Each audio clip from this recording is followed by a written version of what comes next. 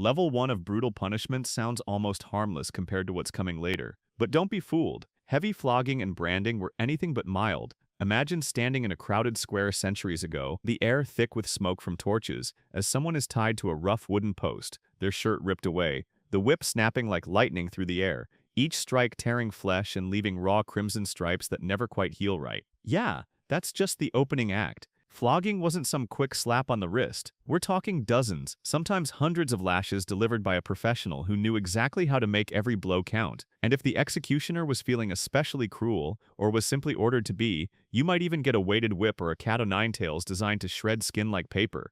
The pain was excruciating, infections were common, and the scars were lifelong reminders that you had crossed a line. Society wasn't willing to forgive, but the show didn't stop there. Branding took things to a darker, almost theatrical level. A red-hot iron pressed straight into the skin, hissing and sizzling like meat on a grill, leaving behind a permanent mark for everyone to see. It might be a letter for the crime like T for thief, or a symbol of shame burned into the face, shoulder, or hand. No bandages, no anesthetic, just the smell of burning flesh, and the cheers or jeers of a crowd hungry for spectacle. Rulers and courts loved it because it was the ultimate public warning, a walking billboard that said don't mess with the law. Some places even used branding as a twisted ID system. If you tried to run or hide, that scar told the world who you were. While flogging and branding might sound less dramatic than executions or torture devices you'll see in higher levels, they carried a special kind of psychological torment. Every glance, every whisper, every wince when clothes brushed against scarred skin reminded the victim of their punishment for life. It was cheap, it was cruel, and it was meant to break both body and spirit. So while level 1 might technically be the lightest on this brutal ladder, make no mistake, heavy flogging and branding set the tone for everything worse that came after, proving that even the so-called mild punishments of history could be absolutely savage.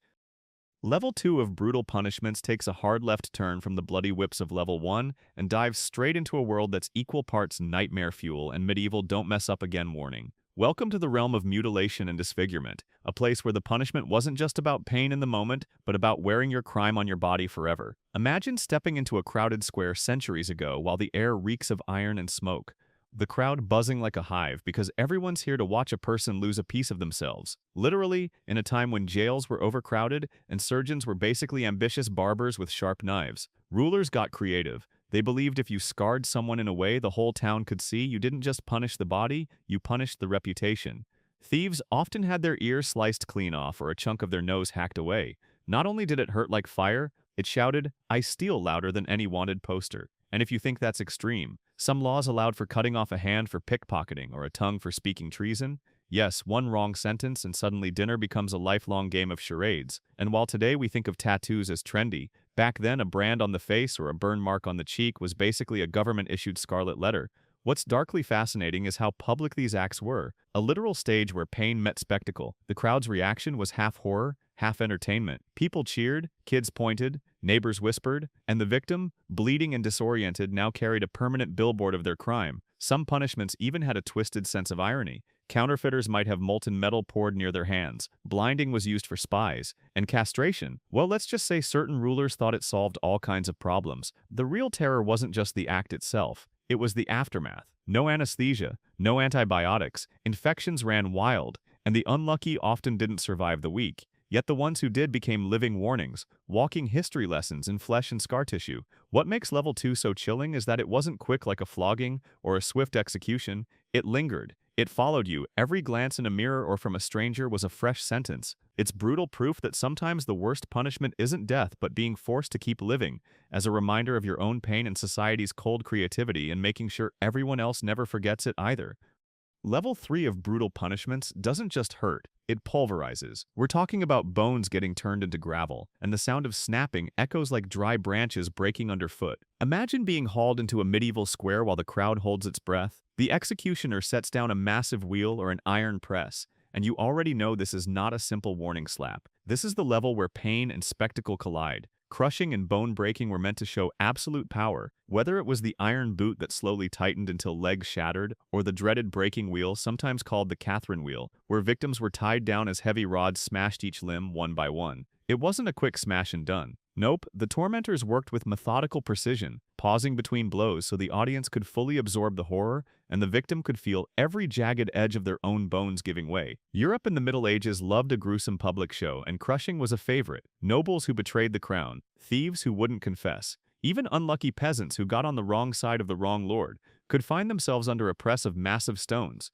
the slow pressure collapsing ribs until the lungs and heart simply gave up. In some places like 17th century England, the penalty of pressing, called peine forte et dure, was literally used to force a confession. Heavy weights added one by one as ribs cracked like firewood. The idea was to make someone plead guilty just to end it, and people sometimes stayed silent out of sheer defiance. Imagine that level of grit while your chest is folding in on itself. Bone breaking wasn't always instant death either. On the wheel, executioners sometimes targeted the arms and legs first, keeping the torso intact so the victim stayed alive for hours, sometimes even days, left displayed as a warning while scavenger birds gathered. The psychological terror matched the physical destruction, and all of this was considered justice. There's a dark irony here. The same societies that built cathedrals and celebrated art also perfected the science of slow destruction. Crushing and bone breaking weren't just punishments, they were performances of control, a message that said, cross the line and you don't just lose your freedom, you lose the structure of your own body. Level 3 is where punishment stops being about correction and becomes pure domination. The sound of bone on steel, the weight of stone, the cold efficiency of a crowd that calls it law, that's the brutal heartbeat of this stage, and it only gets worse from here. Level 4 of brutal punishments is where things start to literally heat up. So imagine a time when the smell of burning flesh wasn't an accident, but the main event. People gathered around not for a barbecue, but for the sick spectacle of fire and heat torture. Yeah, we're talking about punishments designed to roast you alive in slow motion. First, let's hit the classics like the iron chair, a solid metal throne heated until it glowed red. Victims were strapped down and cooked from the bottom up. Sounds like a medieval sauna from hell, except there's no steam or towels, just the hiss of flesh sizzling against steel. Then you've got the brazen bull, an invention so twisted it's almost art. A hollow bronze statue shaped like a bull with a door in the side. The condemned was locked inside while a fire raged beneath. As the metal heated, they screamed, and the bull's clever acoustic design turned their cries into a sound eerily like an angry animal. Imagine the psychological horror of knowing your voice was being remixed into a nightmare soundtrack for the crowd. And don't forget hot pincers. Executioners would heat iron tongs until white hot and then slowly tear chunks of skin away, a slow cooking paired with flaying for that extra level of misery. Across Europe and Asia, variations popped up everywhere. Some rulers heated iron masks or boots to clamp onto faces and legs. Others used branding irons to write their authority across a prisoner's body. And of course, there's the ever-popular stake burning, an ultimate public theater where kindling was stacked waist-high and lit while the victim was tied to a pole. No quick flash fire here. The trick was to keep flames low and steady so smoke and heat suffocated before the body fully burned. These methods weren't just about pain, they were power plays meant to terrify entire populations. Rulers wanted their subjects to smell the warning in the air. And if you think that's medieval nonsense, remember modern history has its own chapters with heated metal torture in war camps and prisons. So when we talk about level 4 fire and heat torture, we're talking about humanity's talent for turning the element we cook dinner with into an instrument of drawn-out agony. Proof that when it comes to creative cruelty, people have always been willing to turn up the heat. Level 5 is where punishment stops flirting with pain and goes straight for your most primal fear. Drowning? Imagine the slow panic of breath running out while the world turns into a blur of bubbles and pounding heartbeats. This is the realm of water and suffocation agony. It sounds almost poetic, but trust me, it's anything but. Centuries ago, people figured out that the terror of not being able to breathe breaks the mind faster than any whip. They turned it into a performance, victims tied down while water is poured endlessly over cloth until every gasp feels like swallowing the ocean. Today, we know it as waterboarding. Back then, it was called the water cure, and it wasn't some secret spy tactic, it was public entertainment. Rulers and inquisitors loved it because it left no obvious marks, yet shredded the soul. Picture the way your body fights you when air disappears. Every muscle convulses, the brain screams for oxygen, your chest burns like fire but no breath comes. That's the twisted brilliance of this level. It's agony without visible scars. But it didn't stop there. Some cultures built entire chambers to drown people slowly, flooding cells inch by inch so prisoners had hours to contemplate their last breath. Others favored the classic dunking method, repeatedly plunging someone into icy rivers until their will cracked. The psychological torture was as brutal as the physical. People would confess to anything just to make it stop. And that's the chilling point. Water should mean life, but here it's a weapon sharper than any blade. It plays with the instinct that keeps us alive, one inhale away from nothingness. Even now, stories of survivors describe it as a terror that rewires the brain forever. No scars to show, just nightmares of suffocating while awake. Level 5 proves that pain isn't always about broken bones or spilled blood. Sometimes it's the quiet, relentless pressure of water stealing the one thing every living creature needs: breath. Level 6 of Brutal Punishments doesn't politely knock on the door, it kicks it down with a splintered spear. Welcome to the world of impalement, a method so gruesome it makes the earlier levels look like a spa day. Imagine a sharpened wooden stake driven into the body, not just stabbed but deliberately threaded through, carefully angled to avoid vital organs so the victim stays alive for hours or even days. Yeah, that's the level of cold calculation we're dealing with. This wasn't random rage, it was theater. Ancient rulers like Vlad the Impaler of 15th century Wallachia turned it into a public spectacle, lining roads with impaled victims as if decorating for some macabre festival. Travelers would pass by hundreds of swaying bodies, a grim warning that rebellion came with a very sharp price. And it wasn't just Europe. From the Ottoman Empire to parts of Asia, impalement popped up wherever someone wanted to send the loudest possible message of fear. Think of it as a billboard of pain, and the process was chillingly precise. Executioners would lubricate the stake so it slid slowly through the torso, carefully avoiding arteries, sometimes entering through the rectum or groin and emerging through the mouth, shoulder, or even the back. The victim often remained conscious,